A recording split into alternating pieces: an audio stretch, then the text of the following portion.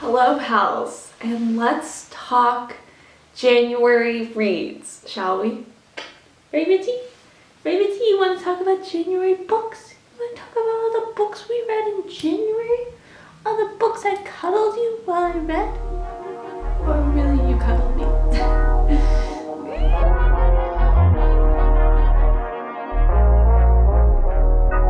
Okay, let's get started, shall we? And start off 2023 on a really high note because I definitely did.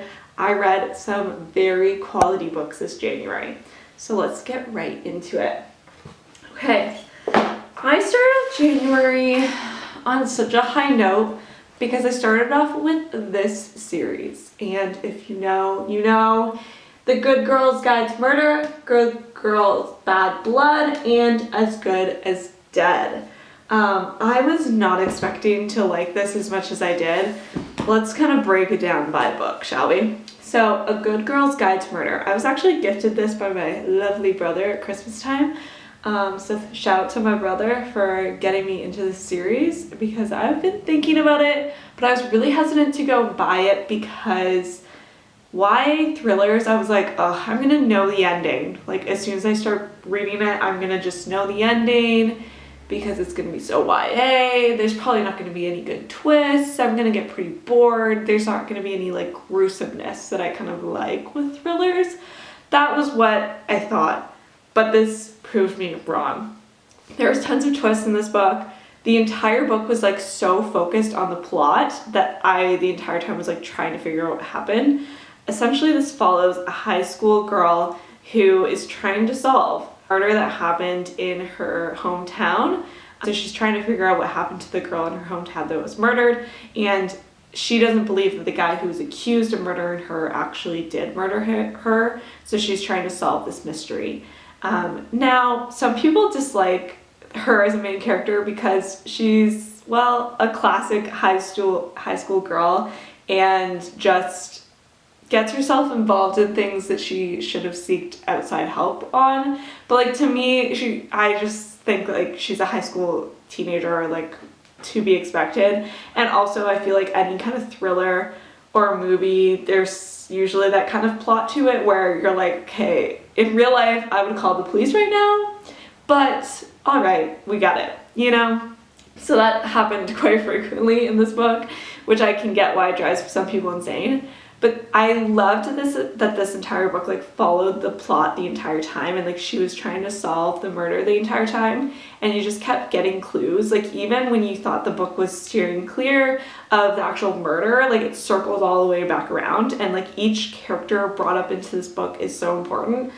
I also like that this book like is written in a way that's like dialogue, but then also her just, you know, normal book, like chatting with her own internal thoughts.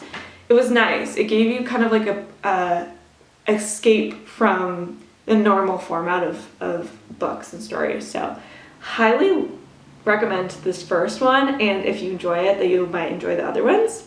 After that first one, I moved on to the second one. And where the first one was a 5-star read for me, this one is actually more of a 3-star read. The second one follows the same main character, but now she's solving a different murder. And well, I just didn't like it as much because I feel like the twists in this one were a little bit like left field. Like, there was kind of items added in that you as a reader couldn't predict until you knew those characters, if that makes any sense. I dislike when that happens because I feel like it's unfair or it's kind of like unsatisfying, like you feel like you never as a reader had a chance, if that makes sense. So this one I didn't love as much as the first one, but I did enjoy that, like, although it's the same character and she's solving another murder, it didn't feel like repetitive to the first, and it had its own story, you know, movement. And then came along the third. After finishing the second one, I was nervous because I was like, the second one was a 3-star. So like, is this third one that's actually pretty hefty gonna feel like an extremely long like 3-star read? Because I'm not really in the mood for like an extremely long 3-star read.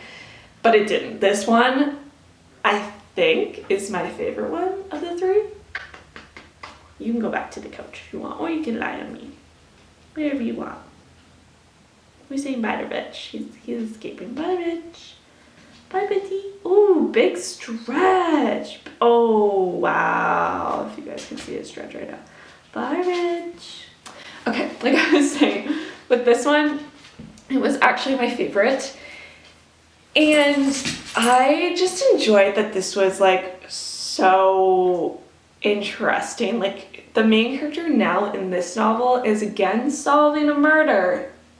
But then halfway through the book, it kind of swaps and she's kind of questioning even solving murders. Like she's like, why do we deem certain people as bad and good?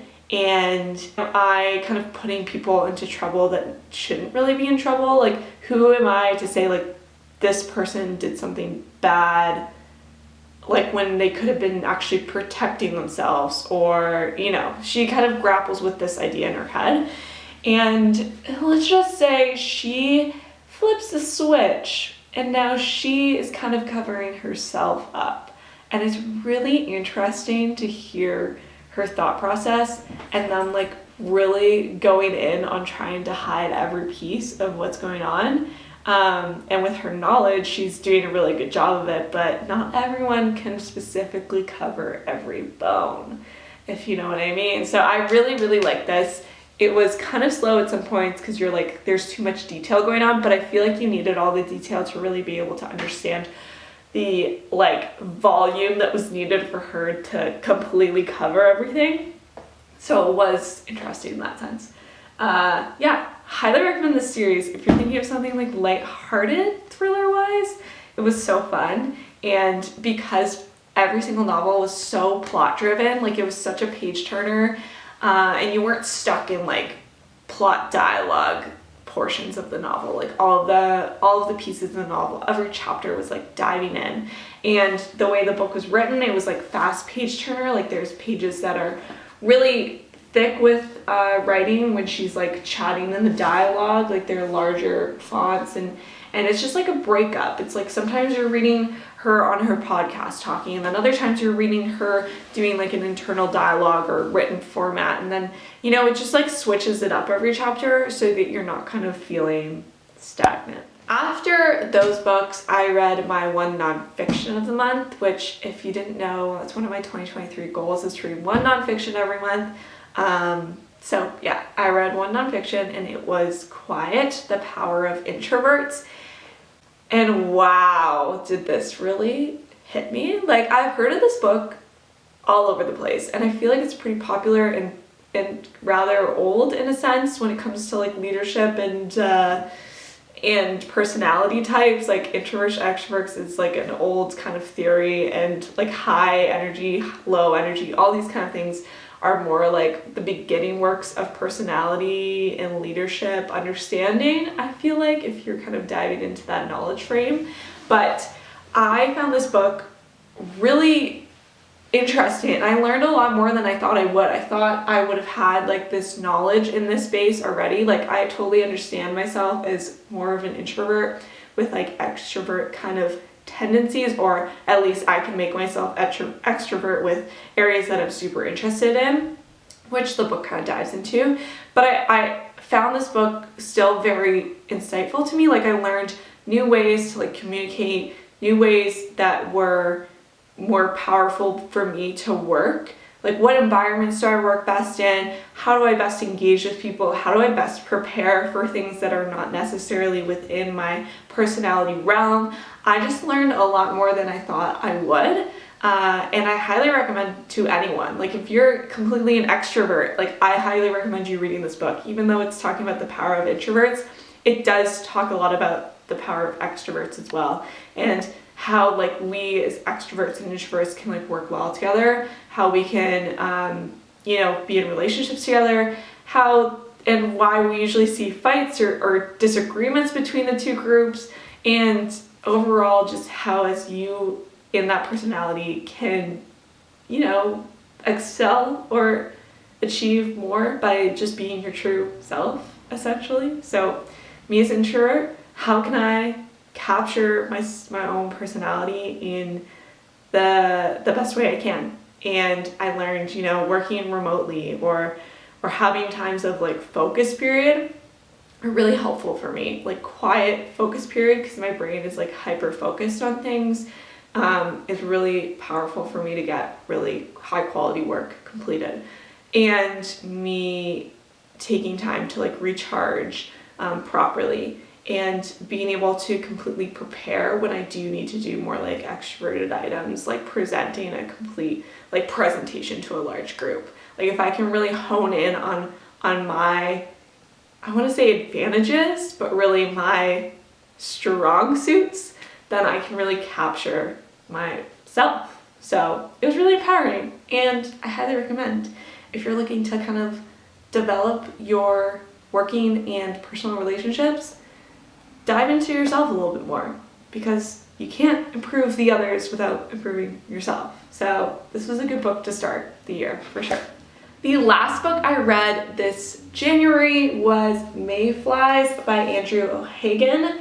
This one drew my eye because it had like a lot of awards or prizes to it.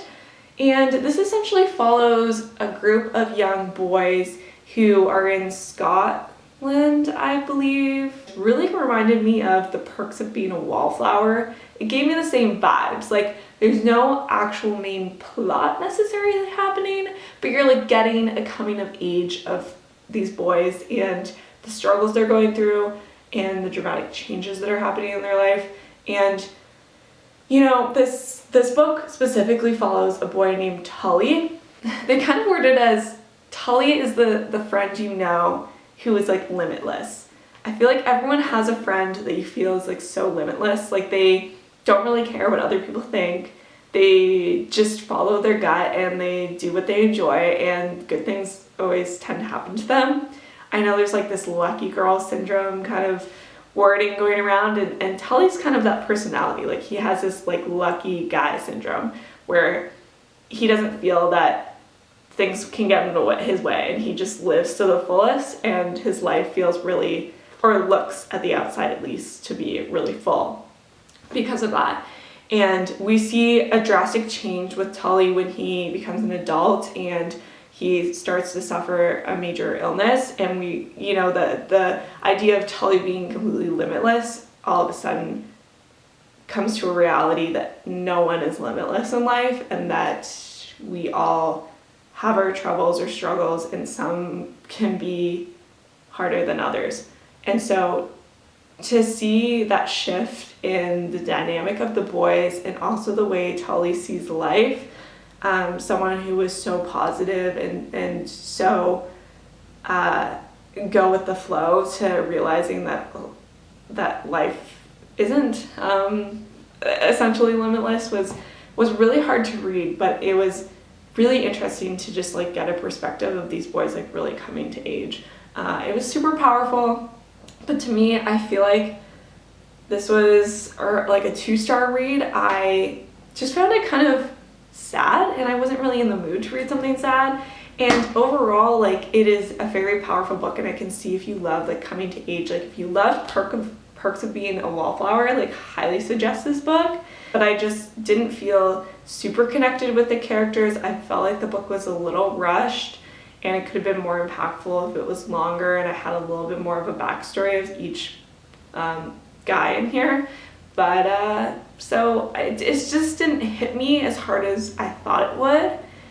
Where I found all of the messages super powerful, I didn't feel like they were tied with characters that were also well executed, if that makes sense. So like the powerful message didn't like gut-wrenchingly hit me, because I wasn't really connected with any of the boys in the way that I thought I would be from this novel. That is all the books I read in January. Thanks so much for watching this video. Don't forget to give me a thumbs up, because that really, really helps my channel. And hit that subscribe button, and I will see you guys in the next video. Bye!